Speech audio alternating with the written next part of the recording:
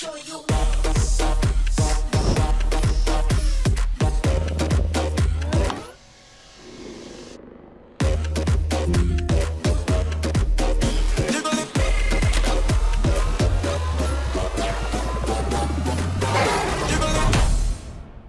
gracias por acompañarnos. Yo voy a ser súper breve porque lo importante es que Ricardo nos resuelva todas las posibles dudas que tengamos del tema de electrificación. ¿Todas? Siempre que sacamos el pie del acelerador. No necesitamos incluso de utilizar el freno. Muchas veces cuando nos habituamos a esto no necesitamos de pisar el freno. ¿Cuánto duran unas pastillas de freno de un coche a gasolina, típicamente? 40.000. 40.000, exactamente. 40.000, 30.000, 50.000.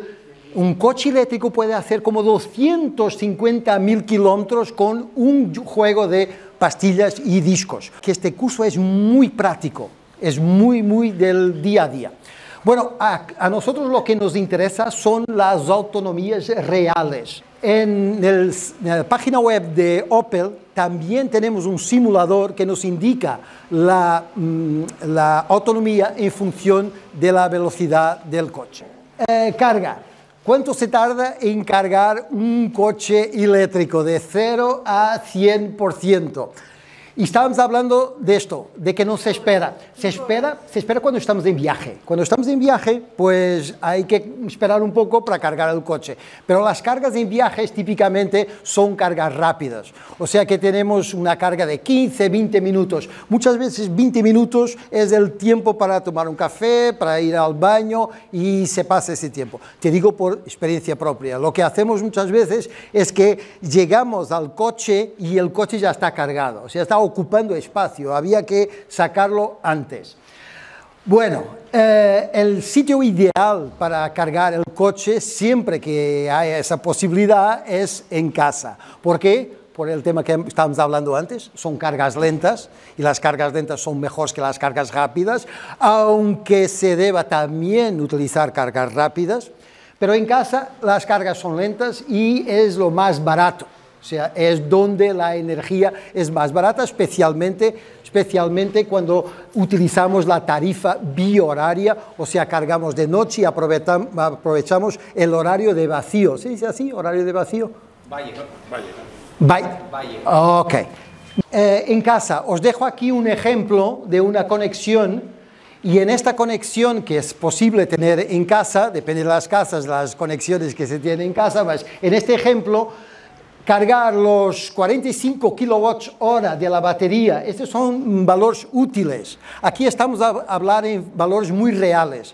Las baterías tienen una capacidad útil y una capacidad total. Yo no hablo en 50 kWh porque lo útil son 45 kWh. Por eso estamos hablando de valores reales. Y eso tarda 7 horas y 15 minutos con la velocidad que esta conexión permite. Pero hemos dicho una cosa, no vamos a necesitar de más de 80 kilómetros. Bueno, tú necesitas de 200, pero la mayoría de las personas aquí no necesitan de una carga de más de 80 kilómetros. Pero vamos a considerar que se trata de una carga para 100 kilómetros.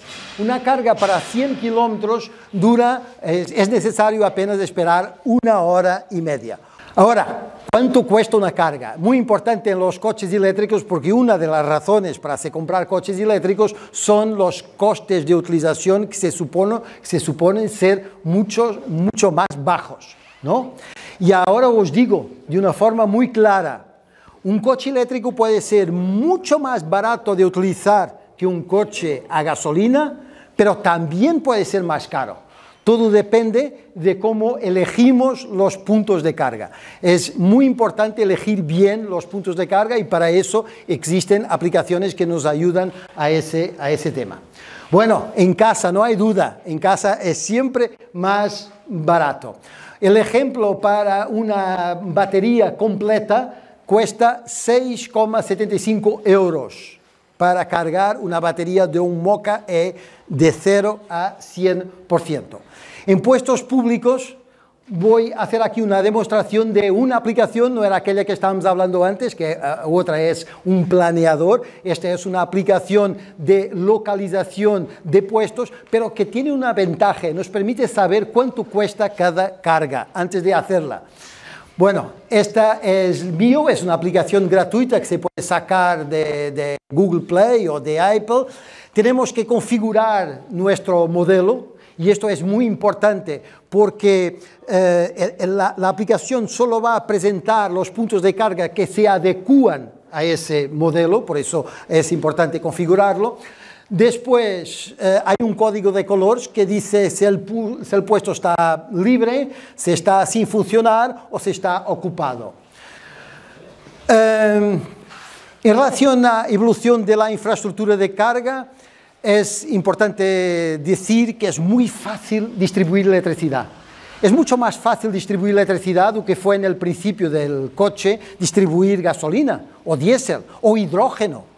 Todo eso es más difícil de distribuir do que electricidad. Electricidad tenemos aquí varios puntos. Nosotros cuando hacíamos viajes en el principio, en 2016 por la Europa, muchas veces llegábamos a puntos que no teníamos carga, teníamos que solucionar. Porque en esa época la capilaridad de los puntos de carga no estaba suficientemente desarrollada para viajar. Y en el final siempre había un enchufe en los bomberos o la policía, siempre había un enchufe disponible. Y eso, la verdad, demuestra un poco del potencial que hay de desarrollar esta infraestructura de carga. En relación a viajar en BEV, y aquí vamos al tema importante, conozco a muchas personas que tienen eléctrico hace meses y nunca hicieron ningún viaje porque tienen miedo. Dicen, uy, que no me voy porque no estoy seguro de viajar en eléctrico. Os digo que el mejor remedio para eso es salir de aquí e ir hasta Alemania. Que se puede, y cuando llegan ya hacen cualquier viaje en España, porque la verdad es posible y es tranquilo. Lo que pasa es que se debe hacer una planificación. Y por eso es importante utilizar esta aplicación, se llama ABRP. ABRP es muy importante, que ayuda a planificar un viaje. Esta aplicación también se tiene que poner el coche que tenemos y después hacer aquí una elección. O sea, que en un viaje yo quiero parar más veces pero poco tiempo, o quiero parar menos veces y más tiempo en cada parada. Se hace esa elección, luego se puede configurar aquí varios puntos. Por ejemplo, si llevamos mucha carga, poner aquí cuántos pasajeros llevamos. Todo eso puede incluir, esto para enseñar hasta qué punto esta aplicación es rigurosa. Es muy rigurosa en el planeamiento. Y nos va a indicar justo en una ruta dónde debemos parar y cuánto debemos cargar en cada sitio. O sea, que no necesitamos de cargar el coche por completo. Muchas veces nos falta apenas un poquito. Y esta aplicación va a calcular cuál es el mejor equilibrio entre tiempo de carga y tiempo de viaje. Aquí os doy un ejemplo entre un trayecto entre Madrid y Valladolid, que es un trayecto de 220 kilómetros en autopista con el Opel Mokka E, en que esta aplicación dice que en este recorrido se debe parar 15 minutos para hacer una carga al medio camino. ¿Se acuerdan de cuánto era la autonomía del Mokka E en autopista que hemos dicho aquí? 220, exactamente.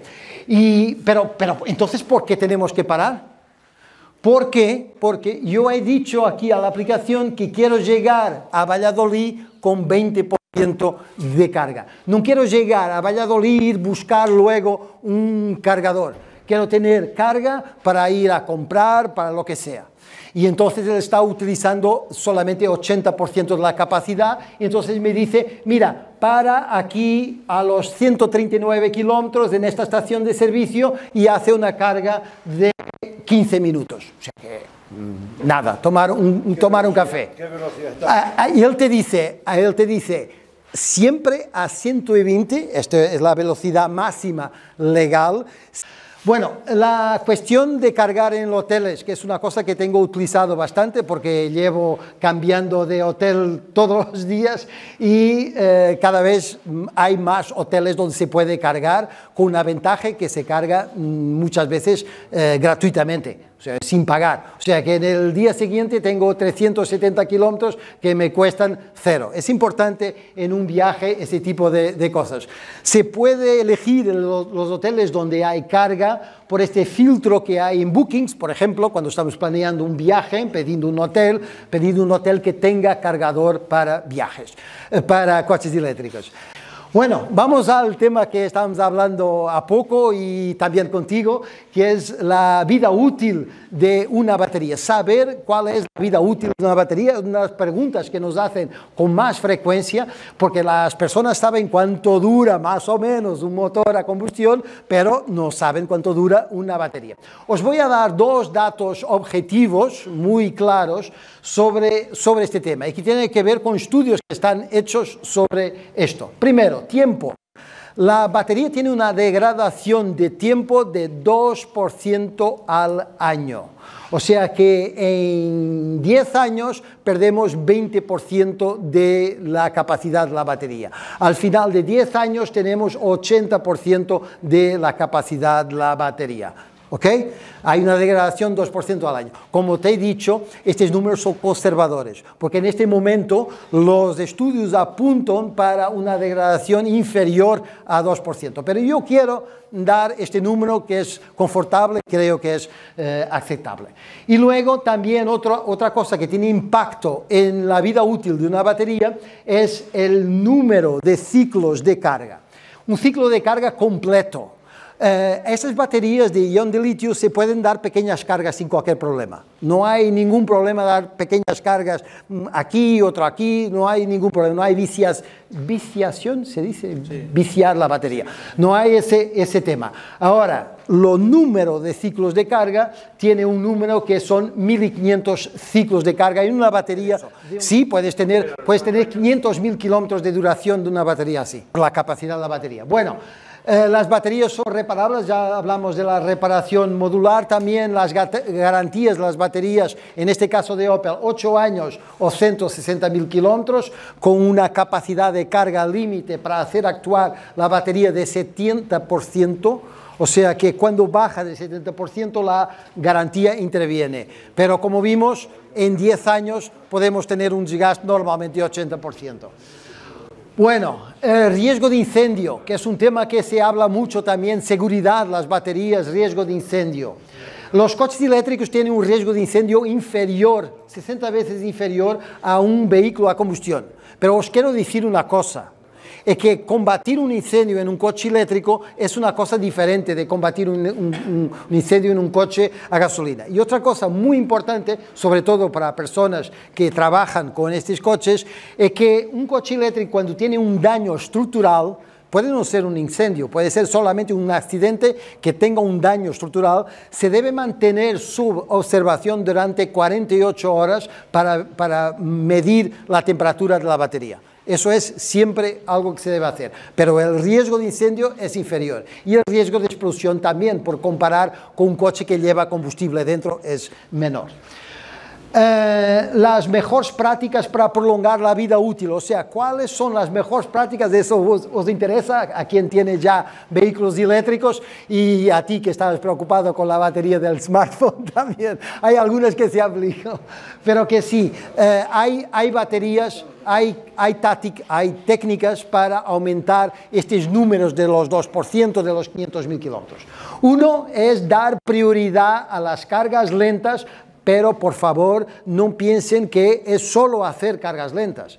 Se puede hacer cargas lentas y se debe hacer cargas rápidas de forma alternada, o sea, compensar unas y otras, pero siempre que posible dar prioridad a las cargas lentas. Vamos a hacer un viaje, pues cargas rápidas. Yo cuando voy para Múnich, de Lisboa a Múnich, hago 22 cargas ultra rápidas seguidas. Medimos la degradación de la batería y cero cero de impacto. O sea, lo malo sería hacer eso todos los días, todos los meses, eso sí tendría impacto en la duración de las baterías.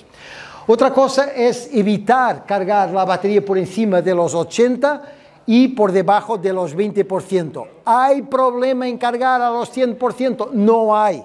Hacerlo una vez, hacerlo en viaje, hacerlo siempre que necesitamos de 100% de autonomía, no hay ningún problema.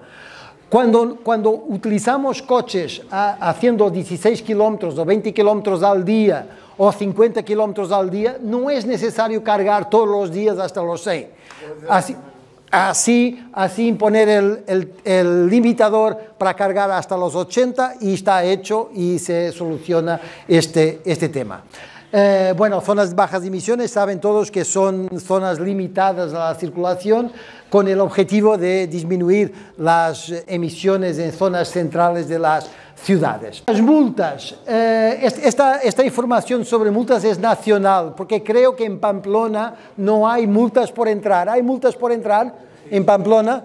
Bueno, si hay multas por entrar, entonces las multas tienen que ser estas, que son las de definición nacional, que es una infracción grave, multa de 200 euros.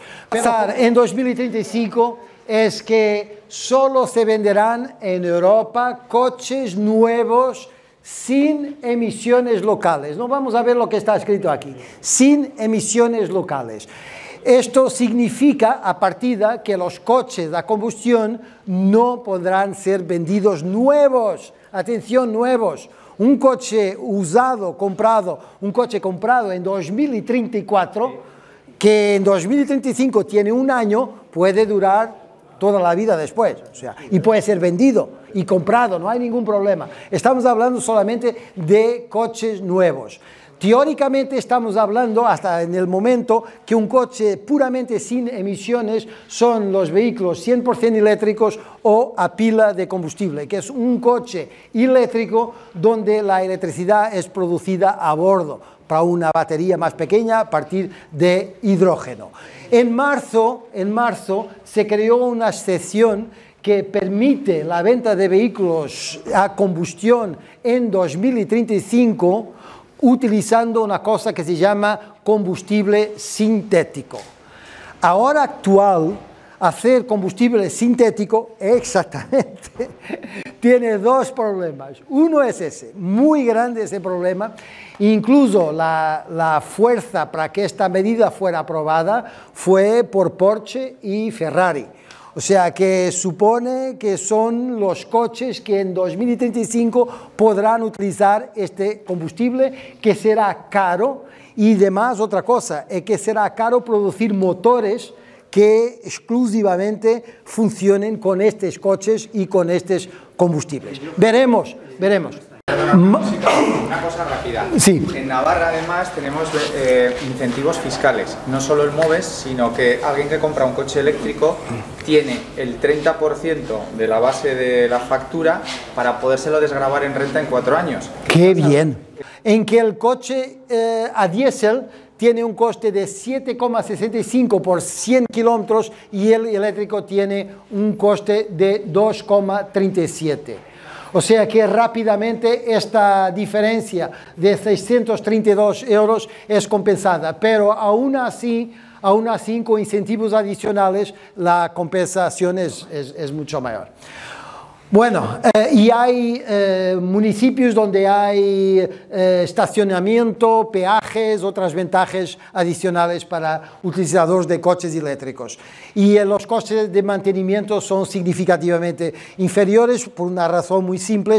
El coche eléctrico tiene mucho menos piezas que un coche a combustión. Pero no os preocupáis, vosotros que trabajáis en el postventa, que habrá coches a combustión con muchas piezas, muchos filtros, muchas cadenas de distribución, muchas embragues para reparar, porque el parque es enorme y hasta ese parque ser reemplazado por vehículos eléctricos va a tardar mucho. Aquí estamos hablando esencialmente de coches nuevos. Los incentivos también son diferentes, pero los incentivos, los nuestros son menores. Sí, pero los incentivos son menores, los nuestros. Son. Mira, y el coche, este coche es más caro en Portugal o en España, el Moka E. Portugal es más caro. Portugal es más caro, efectivamente. Todo esto no contribuye para explicar este número, ¿no? Hay una cosa que es importante, el sueldo. El sueldo mínimo es mayor en Portugal o en España. Ay, vosotros son ricos. 1080 comparado con 760. Pero tampoco explica esto. Hay una cosa diferente, el mercado es un poco más empresas. En Portugal hay más empresas y aquí es un poco más equilibrado. Pero bueno, la verdad, esto no explica eso, pero hay cosas que lo explican. Y yo me gustaría dejar 3 sugerencias que podrían modificar esta situación. Una sería en España simplificar y agilizar el proceso de incentivos, que tarda un poco de más en llegar en las personas de recibir estos incentivos. Otra sería haber un IVA deductible para empresas, que eso en Portugal fue decisivo, porque las empresas están muy interesadas en comprar coches eléctricos y si tienen IVA deductible es un no-brainer, es casi obligatorio.